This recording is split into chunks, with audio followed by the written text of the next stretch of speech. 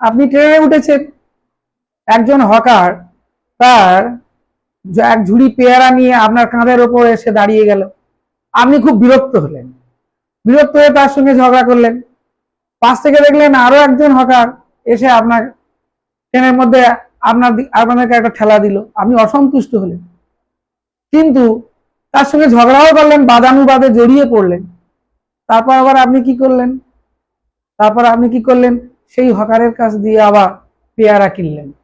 তাকে বললেন, খুব মিষ্টি করে বললেন, দাদা পেয়ারার দামটা একটু কম নিন না। বলে তার কাছ থেকে পেয়ারা কিনলেন, কি তার কাছ থেকে অন্য কোনো সামগ্রী কিনলেন। তাহলে ব্যাপারটা কিরকম হলো?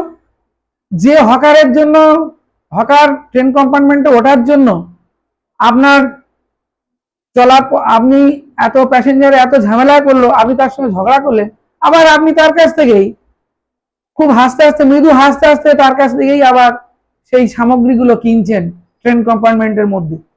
এর ফলে কি দাঁড়ালো? টোটাল রেজাল্টটা গিয়ে কি দাঁড়ালো?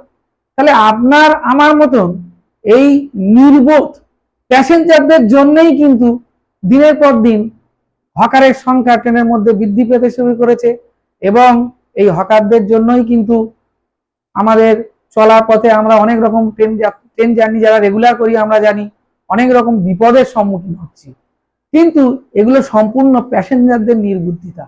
আমরা যদি প্যাসেঞ্জাররা এই ট্রেন কম্পার্টমেন্টের মধ্যে বা স্টেশনে, রেলওয়ে স্টেশনে আমরা যদি তাদের কাছ থেকে জিনিসপত্র কেনাটাই বন্ধ করতে পারতাম, তাহলে কিন্তু আপনার আমাকে হকারের সঙ্গে ট্রেনে বা স্টেশনে ঝগড়া করতে হতো না।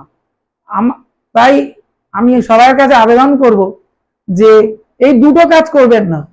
আপনি হকারের সঙ্গে ঝগড়া করবেন, আবার হকারের কাছ থেকে মালপত্র কিনবেন, জিনিসপত্র কিনবেন, এই দুটো কাজ একসঙ্গে চলতে পারে না। হয় মেনে নিতে হবে আমাদের, নতুবা আমাদের এই মানসিকতা বন্ধ করতে হবে যে তাহলে আমাদের এটা মেনে নিতে হবে, আমাদের দারিদ্র দুর্দশাগ্রস্ত দেশে অনেক মানুষ হয়তো এগুলো করে তাদের জীবিকা অর্জন করে, কিন্তু জীবিকা অর্জন করার নাম করে মানুষকে বিপদে পড়ে ঠেলে দেওয়ার অধিকার কিন্তু হকারদের নেই। আমাদের সরকার এটাকে হয়তো অত পদক্ষেপ করে না, কড়া পদক্ষেপ করে না, আমাদের এটা মেনে নিতে হয়।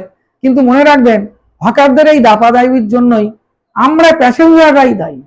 তাই আমাদের প্যাসেঞ্জারদের সজাগ হওয়ার দিন এসেছে। এই হকারদের এই অত্যাচার বা হকারদের এই উৎপাত থেকে বাঁচার জন্য আমাদের প্যাসেঞ্জারদের নিজেদেরকে সতর্ক হতে হবে।